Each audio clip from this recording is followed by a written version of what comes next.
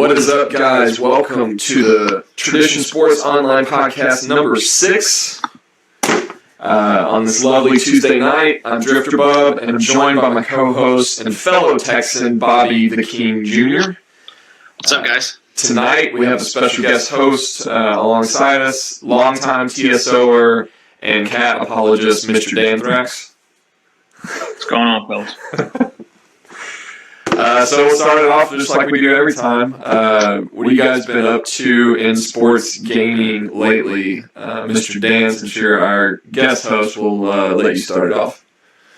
Yeah, in a couple leagues, still in TMFL, which we've been doing for a while now, and hard at work. A couple different leagues, hard at work sims every other season. TMFL, we're just still playing. It's been an interesting year with all these patches. So it's almost like a new game every couple months to some degree. So you got to keep it fresh. So explain the hard at work model real quick with simming every other season. How's that been going? Yeah, well, it's a slower advance pace. 72-hour advance. So to make up for having the slower pace, we sim every other season so we can make more roster moves, draft, etc. So, gotcha. So what season are you guys in now? We're in season 4. This is our second play. So gotcha. Actually, I'm 3. We're in 3. And how you been doing? Pretty good. Got a pretty nice team over there. There's been couple decent free agent signings, but I was never on those. Just sticking to the draft with cap problems. So yeah, I hear you. So I guess you said you're in hard at work and you're in TMFL as well, right? Yeah. What season are you guys in there? We are in our 5th season, I do believe. I have to double check, but I'm pretty sure it's 5. We got through 4, and we're in maybe like 5th or 6th week now. Gotcha. Did you take your Browns? No, J-Face got those. Okay. Old J-Face. Yeah, I guess he gets preferential treatment because he's in like 12 hours behind time zone. So he has to play his game sometimes at some crappy hours. So I guess he always gets his team or something. Now, some kind of conspiracy as to why I don't get him. You have to ask VR about that, I guess. I don't know. Yeah, we'll have to. What's up to Brenton in the chat? Appreciate the tuning in. Bob, what about you? I think it's draft night, right, for Hard Knocks, right? Yes, it's our 4th. I think, yeah, it's our 4th draft. We just finished our last season. And, Knight Knowles won the Super Bowl. So Shocker. He's a Madden king. He's a Madden king. That's got to be insufferable. It is one of the most brutal things I've ever been a part of. No, I'm just kidding. He's all right. He's an all right guy. He just kind of plays a different way sometimes. No, we're in our draft. We're in our draft, getting ready for MLB, getting ready for the next Madden season. You've been playing a little bit of the show 16, trying to get your swing back, or? No, I'm going to go cold turkey until it comes out. You're just going to go right into it? Yeah, I just want everybody to laugh at me when I'm on my stream. Hey. It's not a bad way to do it. I'm trying to get viewership, you know? Yeah? You're a big name. You got to get out there. They're calling you the king for nothing. So that's pretty much it. I mean, the guys are rocking and rolling. You know how off-season goes. It's been a blur. I think we did it in 3 nights. So we're trying to pull back some of those deuce qualities that we used to have. Yeah, those were crazy. So, I guess for me, I played maybe 1 or 2 MUT solos. I had the Emmitt Smith code, so obviously I'm going to roll him out and just dog all over the CPU with him. So I was doing that a little bit this weekend, but my buddies have all of a sudden come out of the woodwork wanting to play Rocket League, so that's kind of where I've been more or less sitting. on at least on the Xbox. So, been having some pretty late nights there with the Leagues of Rockets. So, That game is super fun. yeah, It's just I talk about it every week because literally I play it constantly. I'm addicted. I have a problem. I definitely have a problem. Brent says you can call me Dragon. That's I'll probably tweet that conversation out that we had in the Discord chat earlier today. It's pretty funny. Step Brothers, if you haven't seen that movie, what are you doing with your life? So I get, Bob mentioned Hard Knocks is in off-season doing the draft tonight. So we're going to kind of roll straight into our topic tonight, which is improvements for the off-season in Madden 18. And I'm going to switch over here to have Bob's draft stream in the background.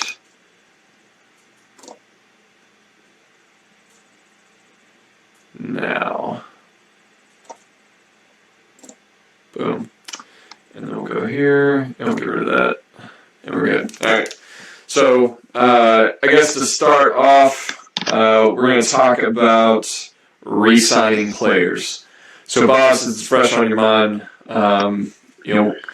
what are your thoughts on this year's implementation of that, or lack thereof, and kind of where we need to be next year to make that an important and staple component of Madden offseason? In years past, it was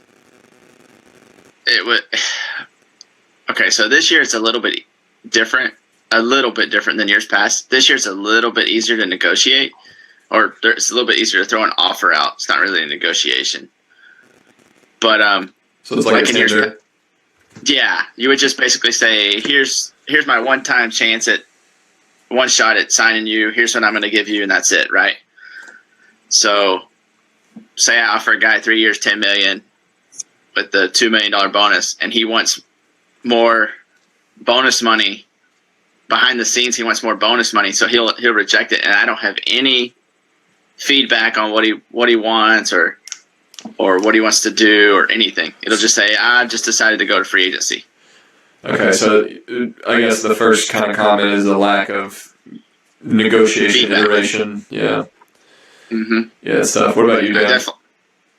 Yeah, I mean, it's a little improved in the way that it gives you multiple chances throughout the season to get a guy re-signed. But, like Bobby said, it's still lacking a little bit of clarity as far as to what you guys want. Now the system it'll give you some feedback, but not, I don't feel like it gives you a realistic feedback. So let's say you give a guy $500,000 more salary he wants, but you're $500,000 short on the bonus. Well, they'll tell, now they'll say that, the salary's good, we need more bonus. But it doesn't say how much. And that, I think they could just add something small like that. Right. Because I think that's probably how it really works. I'm sure they're not, calling a player and his agent and they're giving them kind of a blind rejection to an extent. Like, it's not enough bonus money. Okay, well, what do you want? That would be an improvement. Right. I think that they could make easily, I would think. But yeah, you never know. I think obviously any franchise mode where the part of the process where you get a chance to keep your players is broken or lacking is a huge problem, right? Like, if teams, think of in the NFL, if teams, if every re-signing was a simple, silent auction, right? Except there's only one person in the auction, and if you don't hit some magical threshold, whatever that is, whatever that criteria may be, it's just over. It's just a one and done, right? That's frustrating. Especially, I think there's been good versions of that component in certainly in other games, but even as something like the NCAA feature where you could talk players back that are declaring for the draft or whatever, or transferring or whatever, what have you. Like, it wasn't really iterations until the promises came about, but at least you got some feedback when the guy was like, "Nah, I'm ready for the draft. Bye." At least you understood at least a little bit, right? Yeah, Right. definitely. And it just makes it. It's just another one of those things where it's like, I don't know. I can't explain it without getting a little not upset, but a little frustrated with it. So it's just one of those things that needs to be kind of looked at and tweaked. And I mean, we need to be okay. So we need to be able to renegotiate, but we also need to be able to go back to our other players and renegotiate. So it's kind of like a whole encompassing thing. Yeah, that's certainly something that geez. It's just you open the box and there's so much more you could do. Yeah, and I think we've talked about contract restructuring, so I don't know that we'll go too in depth, but absolutely needs to be in the game. I mean, managing a salary cap without that freedom has got to be torture. Yeah, definitely. It's one reason why we don't do owner mode anymore. Oh, really? I mean, because you get to that point and people don't know what they're doing, and they don't have any feedback on what they're doing when they re-sign, that they just start blowing money, just to get their guys back. Yeah, Brittany in the chat mentions that he's impatiently waiting for renegotiating existing contracts. Like I said, we've talked about that before. It's in my feedback for Madden every year. It's just to me, it's a critical component of franchise mode. Like, it's hard to take a salary cap seriously without it. And I'll add one more thing on the re-sign that has to be addressed. I think it's kind of critical. Is if you join a league like halfway through the year with the team that was either abandoned or maybe the previous guy quit, a lot of times the CP would just go rogue, and you get in there and you can't re-sign anybody. They're already set to the status where they're going to free agency. So you can take over a sweet team, but they got 8 guys that aren't going to re-sign. Like, you can only franchise tag one of them. Like, there needs to be some kind of mechanic where in that instance you can reset those players so that they can start the negotiation process over again. That could be abused, but at the same time, it's not like it can be abused and, you're screwing over tournament guys and things like that. It's just within your own CFM. So I don't know how they do that, but that's a real bummer for someone who might join a league and be excited about it, and he gets in there and then he can't re-sign some of his critical guys due to no fault of his own. Right. Yeah, we won't harp on it anymore, but, kind of leading into the next topic of free agency. Bob, you guys are getting ready to go into that. Dan, you're in multiple leagues. I'm sure you have some thoughts on, the big complaints for me seem to be that, one, it's kind of silly that the current offer, whatever the best offer is visible in the free agent screens. And I'll go back and give credit on Twitter for the person that reminded me of that today. That's also in a lot of feedback every year. People don't want to see it, or at least have the option to turn it off, right? Mm-hmm. Yeah, definitely. It ends up creating a situation where when you have a league like TMFL or like Hard at Work or like Hard Knocks, where there's more than 20 users that are always a part of the franchise, they end up you set your dates for your off season, right? So you have free agency 1, it advances at this time, so everybody's on at that time. But then you got guys that'll just sit there and they will just, we call it sniping. So they'll just sit there and wait until that little bit of time before, and then they'll sit on the console and just start going higher, higher, higher, higher. And then like there's no fun in that, you know. I mean, it's fun for those guys because they live off of it, I guess, but Right. it kind of makes it harder for us. Yeah, it was at Woodsmall 12, Sean Woodsmall, which I believe is a part of the league on PX1. So credit to him for reminding me of that topic. But yeah, it's been hashed for sure. Yeah. To speak on Bob's example, this may or may not have happened to me, but you log in right before an advance, and advances at X time, and advance doesn't come, because sometimes you can do it earlier or later, and then that kind of avoids the sniping, but it's hard to do that. But you get two guys who can go back and forth and battle with the player, and here's part of the mechanic that's broken, aside of the fact that you can already do that because you have one team that's competing with you for this guy. As you're both upping the offers back and forth, if you've got a veteran quarterback you and another guy are going after, and it keeps escalating, it gets to a point where he has, let's say, a 4-year deal, for $40 million. And the other guy ups it to 42, and then it goes to 44, et cetera, and it keeps going.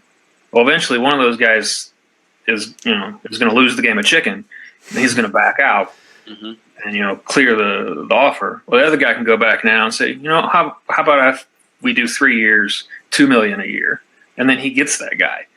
And that's not really how free agency would really work. If you had a quarterback and his agent's fielding offers from two teams and it keeps escalating, right? At some point they're going to A, sign the deal, or B, if one team bails and the other team's like, well, let's think this over again.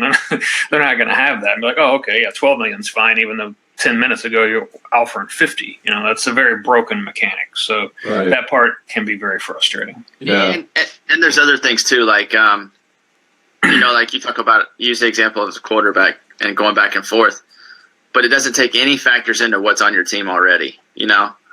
Like if I have a starter and I'm going to try to sign a starter so somebody else doesn't sign him, that guy's never going to sign with me in real life. Right. Because his job's taken. Unless he just wants to sit there and hold a clipboard. Yeah, if they could add a mechanic that has, factors like that, like depth chart, am I going to start, those type of things, and maybe even location-based, scheme-based, something. I could have sworn there was a Madden recently, and could be 5 years, I don't know. Yeah. There was a Madden that gave us that. Was it Madden 13? I feel like it might be 25, maybe. I don't know. But it gave us those factors on the screen. Yeah, there was location and, coach and a couple other random ones. And I don't know if it was just, window dressing or whatever, but at least it was there. At least it gave you the impression that there's at least something other than the contract that is in play. Right. Yeah, I'm trying to look to find it too because I remember it. The point system drives me nuts, though. It's like I don't even know what. Like I look at the feedback that we get, the UI that we get for it, and I don't even understand it fully. I'm like, okay, sure. It's just like a sliding bar of, you got so much for money. So and they do have those factors. I guess they're hidden, but it still seems like money wins out all the time. Yeah, I'll have to go back and find it. I think Dan might be right. I think it's Madden 25. I don't know. It's either 13 or 25, but I remember there being those factors on the side where you would see. Right. Yeah, no, I've seen them before. There's like 8 of them or something, right? Yeah, there's location, there's scheme, coach.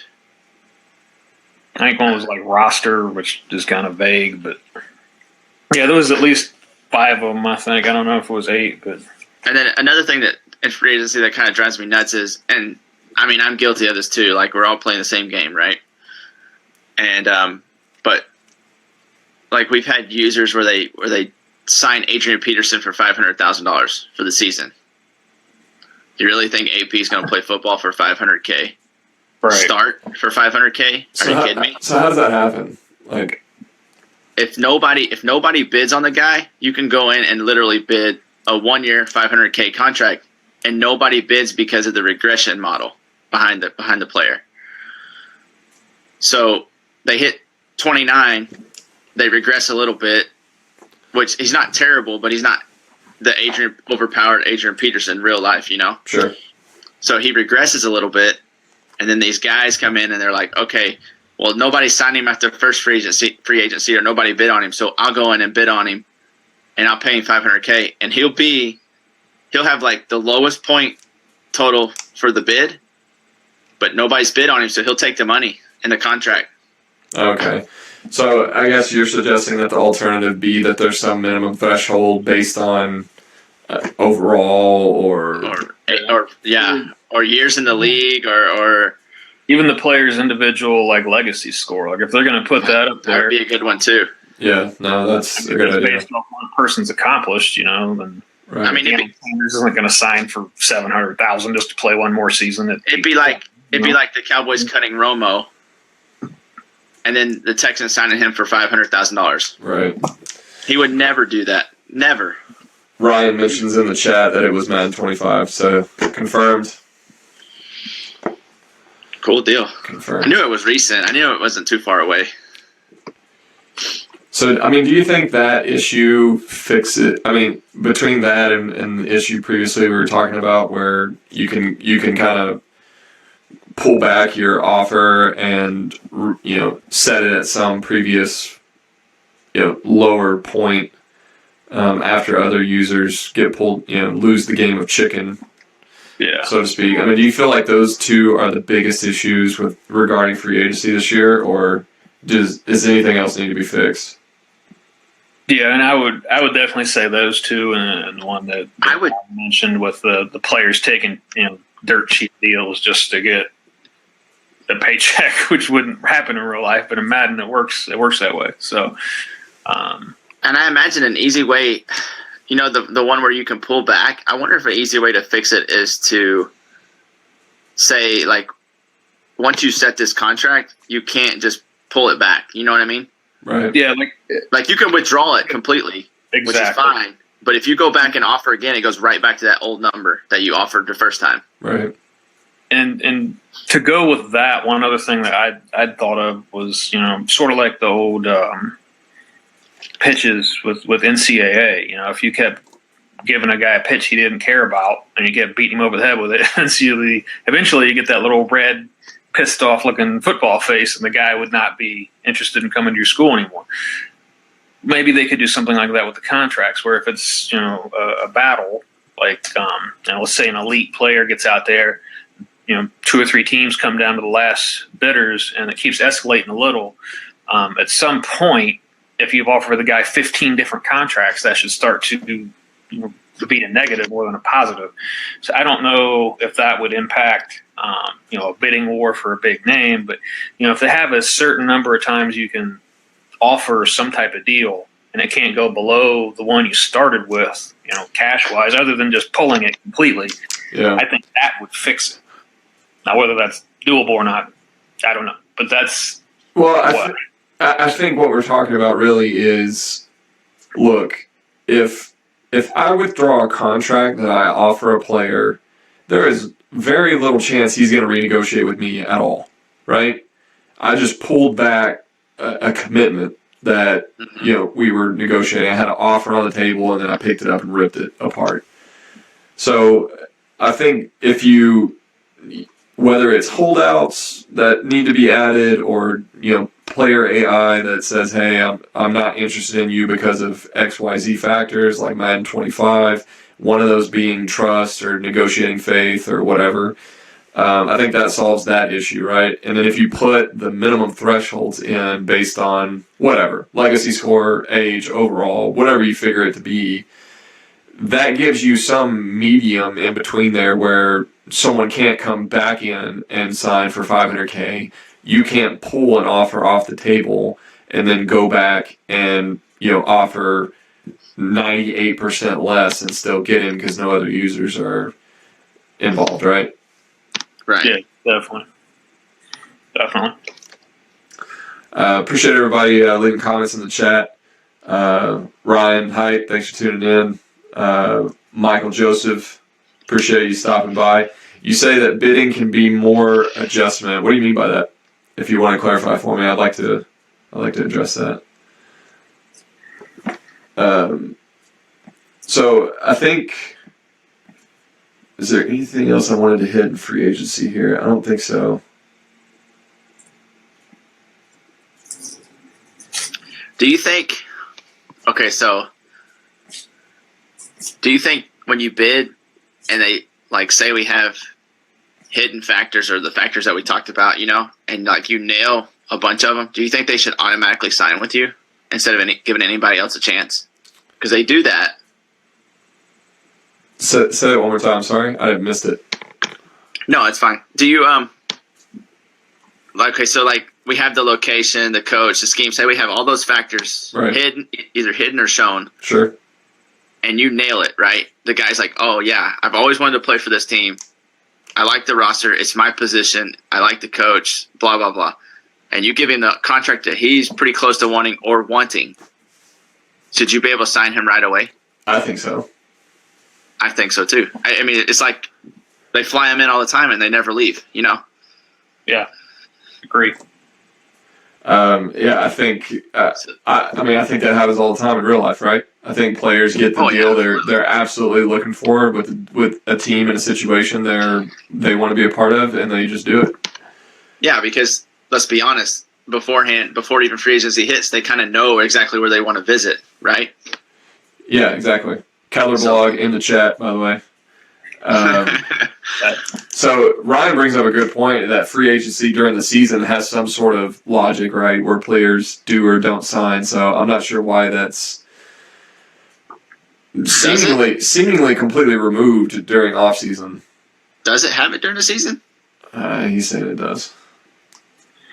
I mean, I think it's only regarding the length of the contract and the money and the salary and bonus. I don't. It's all the predetermined factors are already there. You can't negotiate in season. Yeah. So Matt Keller, adds, what would determine who the free agent visits first? Visit, I guess, being utilized as, in the same context that NCAA visits would happen. I don't know. Maybe whatever factors that are being assessed, maybe the highest factor total gets priority. For the chance at the instant commit or instant signing. I think we probably have to be set up so there's something fairly rare. Sure. Sure. A lot of teams shouldn't apply if they make it a rare enough occurrence. It shouldn't apply to a lot of teams. I don't think, but right. How to do that, I don't know. But yeah, well, I think if you how do I word that? You'd have to create another layer of the game, right? Well, no. I mean, what if you're talking about adding those factors back in that Madden 25 had? Let's say, it's similar to how NCAA worked. You couldn't get an instant commit if the recruit was only moderately interested, right? You had to have he had to be first in your list, yada yada yada. But I think in this particular case, one of the things might be is that you have a chance of instant signing a player if your factors total like 90% or more. So if you're basically like a perfect fit or close to it, you have a chance at when you submit your offer to have an instant signing. I think, and to talk about priority, I think that's, whatever that point total system, percentage system, ends up being, the higher team just gets priority over that. Yeah. And Keller confirms that there's an in-season signing mechanic, so I'm going to have to ask John White about that. I'm curious as to why they're different.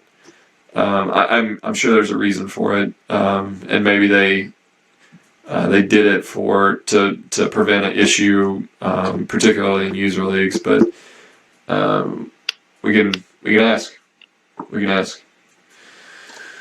So fittingly, moving on into our next topic, which is the draft. As you can see, the Hard Knocks draft scrolling through behind us. Wright, who's in the chat, just made a pick a few picks ago, I believe. Yeah, the Broncos. Broncos took a center. How good is he, Wright? Is he? You see his overall yet? So the draft. Obviously, for 2 years now, I think the draft board has been the number one draft issue, right? People want it every year. They want an AI logic with that to select players based on priority or whatever you set on the board. So I mean, I don't even know if we need to discuss it unless you guys have additional ideas around it. I mean, it's typically the number one thing that comes up every time we talk about it. Nope. We need a draft board really, really bad. I mean, not to be a negative Nancy, but man, they put the mechanic in where you can tag a guy as watched on your board, and they did that, but then there was no auto draft boards. It was right. a bit of a tease to me. I was like, ooh. And you can't. Can you reorder the watch list? You can only sort it, right? You can't reorder it at all. You can't really do anything other than add a guy to it. So it'll still stay in a order based off whatever the game's rating for said player is. So if you go to your wide receiver list, it starts with the guys first round, second round, third round. You can't move them anywhere. Right. So it's a tool, but it's not a super handy tool. Keller in the chat mentions that there'll never be a good way to draft with 32 people. You need to be able to draft by email, draft by mobile app, etc., so that the draft can easily be run off console. And there may be some truth to that. I mean, I don't know of any Madden league personally that has just tremendous success with the draft. I think they all deal with it. To me, you're gonna laugh, but I bring this up every time I at a CFM community day. Make it just like fantasy football. I mean, rip Yahoo's mechanic straight off their website and use that, right? I mean, how easy is that? No one's complaining about fantasy football draft, right? I mean, it's pretty seamless. I mean, the difference being that you pretty much scouted everything. You know who all the players are, but as far as the mechanic goes and how you sort your board and how the AI or whatever, the website, the draft mechanic takes players off your board based on how you rank them. That's what people want, right? As just a base layer to the draft board. But being able to, I mean, in the current Madden, being able to reorder, being able to have some CPU logic that takes, based on a priority and then won't draft 4 quarterbacks, right? I think is what people want. So Ryan mentions that center is 69 overall, 80 pass block. That's pretty good. Yeah, I think we're in the 5th round, so that's not bad. We're late 4th. Right. And before we move off Keller's topic, drafting through the companion app is an absolute must. Like it's not even a question. You need to be able to do that for sure. Yeah. To that matter, we need to be able to do everything in the offseason off this thing. Yeah, I don't disagree. We have the technology. Let's use it. So Brent mentions more variety in draft stories. Tired of seeing the same stories every draft. Yeah. I have no arguments there for sure. I was watching the draft through the stream, and I was like, man, we need an adjustable clock. Like the commissioner needs to be able to set the clock for each round. So like the first round is a minute and a half or 2 minutes, and then the second, third, a minute and a half, then fourth. That way we're speeding up the tail end of the draft. You mean like Yahoo? I guess so. I think good point. One other thing that would help is to be able to split the draft up so it doesn't have to be all in one spot. Because the only alternative to just doing it all in one straight shot in a night is, I don't know if you guys have seen them or heard them, but some leagues will do what's called a slug draft, where they just put it in pause mode and it will stay that way.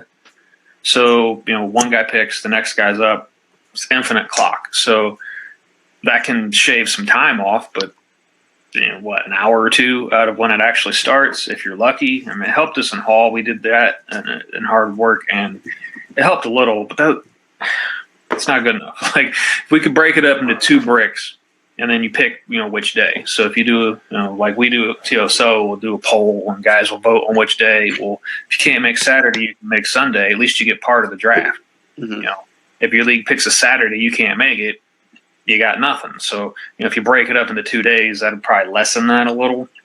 And I think that would really help a lot of user leagues because, like I mentioned before we came on, was if you miss 2 or 3 drafts and an off-season night or two, 2 or 3 seasons in, you should have your team built to your liking to some degree, unless you really struggle. But you don't have a chance if you don't get to draft. I mean, that's really where you build your team. So we need a couple improvements for sure. Totally. I mean, commissioner tools are always big. Unfortunately, they're very difficult to implement based on current architecture. But so Keller mentions why not make more drafts classes, or make draft classes more customizable. And Britton kind of backs that up, saying, give me NBA 2K custom draft classes. 100%. And what's funny is, I think if you still had the method of importing draft classes from NCAA, I think people would still do that. Like, don't do it. Don't say that. That's what everybody wants. I think it would be used. Gosh. I think it would be I used. feel like at the beginning of the cycle, it was fairly customizable. You could edit them before the draft. I'm pretty certain about this, and it got. No, you're right. And so I don't know why. I don't remember seeing any mention from Clint or anybody else why, but my only assumption would be, guys going in and naming current college players, which again to me doesn't really seem like it would be an issue, but there might be some type of legal thing. I don't know, but we did have that, and they took it away, which was kind of frustrating. So, whoops. We Sorry about that. Yeah. A ton of tools with like this slider XP, the XP sliders. They did give some cool tools, but then they took that away, and I was kind of scratching my head as to why. Yeah, Keller mentions one, why not have sliders for overall talent levels, being able to tune what kind of like a draft class, tuner, right? Being able to say, the quarterbacks you're generating suck, which I think a lot of NFL teams would like to be able to adjust right now if they can magically wave a wand and create better quarterbacks. But I think that's a good idea. Or having something as simple as a web app that you can, like Team Builder, which gets brought up every year too, where you could go in and say, hey, I'm going to edit this draft class on the web and pull it into my franchise, create the file, pull it into my franchise. That would be tremendous. People would have a ton of fun with that. And honestly, probably people would recreate NCAA. Oh, yeah. I mean,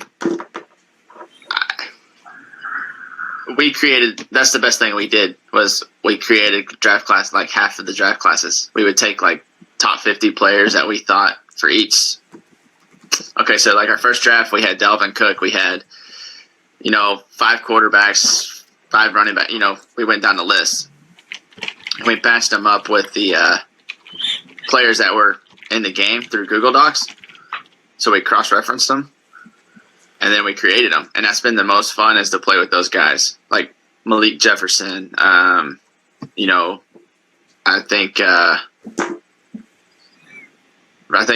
think Sean has Christian McCaffrey and Jabril Peppers. It's been the most fun thing. Yeah, I think Simi has Christian Kirk, right? My boy Christian Kirk. Yeah. Yes, Kirk. He dominated with Kirk, actually.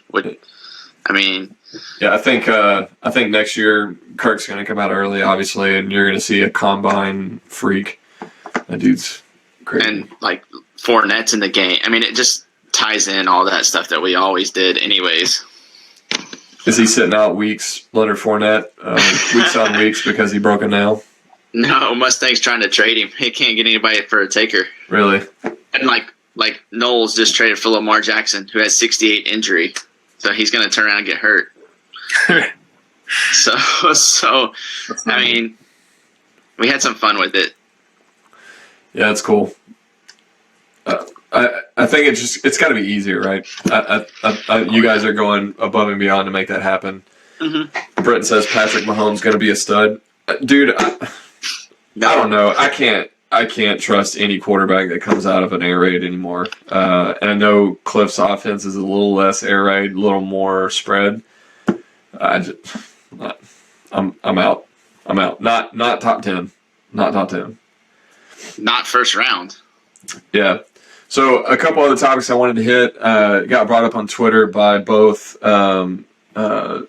Wood Small 12 and PX1 talking about coaching carousel. And I think what they're really getting at here is probably along the lines of coordinators having a staff that moves around, jumps around, whatever. Maybe the head coaches, but probably more so your staff, right? Mm-hmm. So I have a bit of a problem with using the words coaching carousel because I just don't think the NCAA version of that, where it was coined, was utilized or executed very well. But the problem is that it's a pretty big mechanic to implement, right? I would think. There's a lot of factors there, and it's very different from player movement. Like if you were just gonna like allow the AI to add drop players, move players around. But there's something there. There's something to that, and I think it's needed because I think it also adds more scheme type value into the game, which we'll talk about next when we talk about OTAs and rookie camps. But I don't know. I mean, what do you guys think? In a 32-man league or a league with a majority of users, I mean, how would you like to see that implemented? I've been putting in my feedback that for a couple of releases now that we've needed offensive coordinators and defensive coordinators, and what's your reasoning behind that, though? But I just think, well, you like you said, it's scheme players, right? So you match your roster to your scheme. Maybe, I mean, we have guys that change how they play in the middle of the release. So maybe they fire a guy, or maybe they're just wanting to change. So they fire a guy and bring somebody else in and see if it creates that, that spark or whatever. I just think it adds another layer of immersion as far as just being able to do a little bit more than what we can do now. Sure. Definitely agree with Bob on that. But for me, it's gotta actually mean something. Like it can't just be like window dressing. Like the same way they have like the generic created coaches that pop up now. They might have a power run scheme or spread or whatever, but you don't have to run that. You can run a completely different style offense. So if they're going to do it, it's got to have some type of mechanic that actually means something to the player progression and gameplay on the field. Like if it's just extra names and all that stuff, that's kind of cool, but what's it really doing for us other than XP, all that stuff would have to be included somehow. Yeah, and we mentioned in a couple podcasts ago with the scouting, using coordinators as kind of your some divisible bank of scouting points that, and with their own set of skills and whatever position specific or something like that. So I think that's one major role. I mean, if you want to argue that scheme fits with the coordinator. I don't know. I don't know how accurate that is in the NFL, but certainly college is that way. I don't know. Player development, Breton mentions in the chat. That's definitely, I think, a component that should be there, right? You got guys that are quote unquote quarterback whisperers. Mm-hmm. So I think there's value there too. Again, I can't work it out in my head how exactly the carousel would work and add value to the game. I think what people want, like I said, mostly when you mention coaching carousel, is they want coordinators that have influence over all those aspects that we just talked about. I think that's what people really want when they're getting to when they mention coaching carousel. That's just me. Yeah, definitely. So I mentioned OTAs and rookie camps. To me, this is something that's been missing in Madden forever. I don't know that they've ever had it. But when you talk about scheme, and again, Woodsmon mentioned this on Twitter, that NFL teams don't change schemes midseason, right? You put an offense in based on your coaching personnel, your player personnel. Sorry, in PX1, Mitch also mentioned this. In the offseason, you build that out through camps, and then you run it in the season. And yeah, you may vary somewhat, based on injuries and other things like that. But ultimately, you don't make wholesale changes in the middle of the season. I think that's unrealistic. And while I don't necessarily think that we should lock that in the game, I think that's maybe give the commissioners a tool where they can see those things change or something like that and address them as needed. But I think there's a missed opportunity with OTAs and rookie camps to not only hit some of the player development pieces, but also implement sort of that scheme aspect of building a team that a lot of people have been requesting.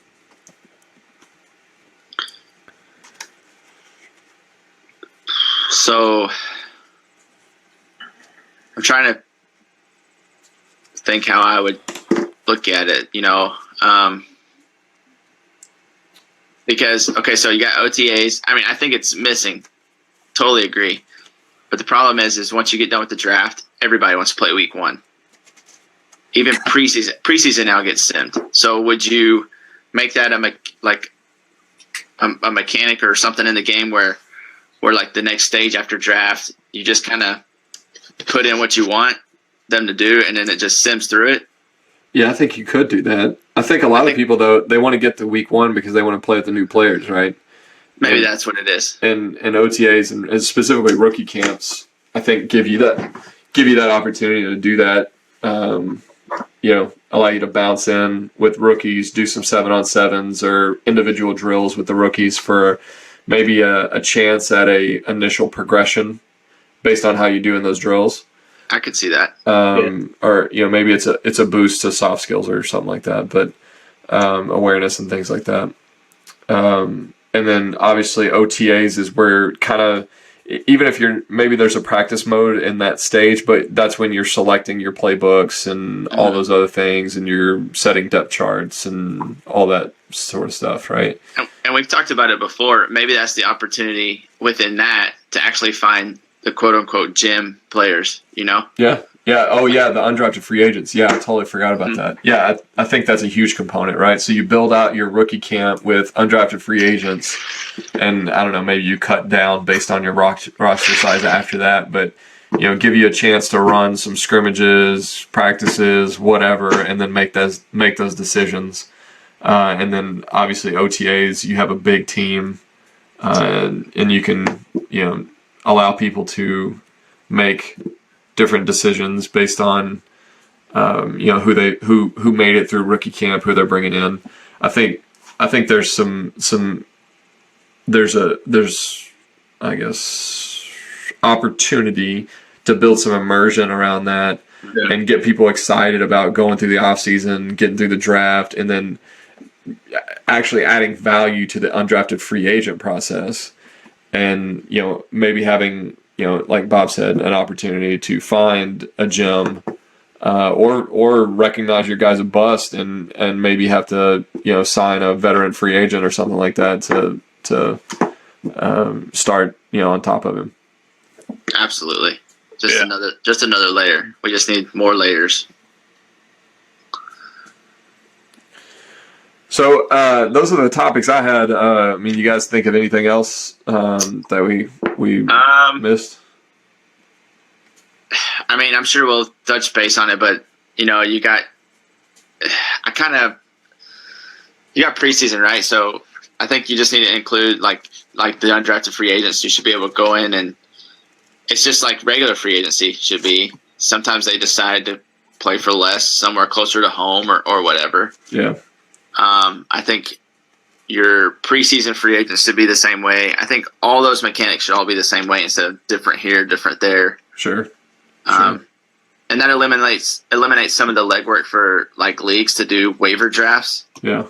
The NFL doesn't really have. They have waivers, but they don't have waiver drafts. Right. Brent mentions, quote, no idea how this would be done, but I really wish suspensions could be added to the game. There's players with character issues every draft. Some pan out, some don't. Would love to see this reflected in Madden some way. Man, that's a slippery slope. I think everybody does. And like Brent mentions later that the NFL controls the product. Yeah, I mean, the NFL, if you've played OTP, one of the fun things about that is just the randomness that happens within the game. Like, players get caught up in Ponzi schemes and get suspended. Like, it's ridiculous. And it's fun. I mean, it's not fun when it happens to you, but it's fun to see a star shortstop on some other team get locked up in jail. I mean, the NFL will never let that happen in Madden. They'll never condone I mean, this legal issues. Specific injury, I don't think they even let be in the game anymore. Right. So I agree. It would be fun. Not gonna happen. Yeah, I think it's unobtainable in today's current climate. It's just too slippery down that road. Yeah. So that's all we had, guys. We'll go ahead and end it here. Again, appreciate everybody hanging out in the chat. We had a good group this time. Enjoyed talking with you guys. Please like the video. Follow us on Twitter at Tradition Sports. I'm at DrifterBub. You have at Bobby Jr. And then at, what is it, Mr. Danthrax? Correct? Yes, sir. If we miss something, hit us up. Let us know. This will obviously be posted for others to consume. Feel free to leave comments. We'll respond to them. And again, just wanted to thank everybody. And with that, we'll say good night.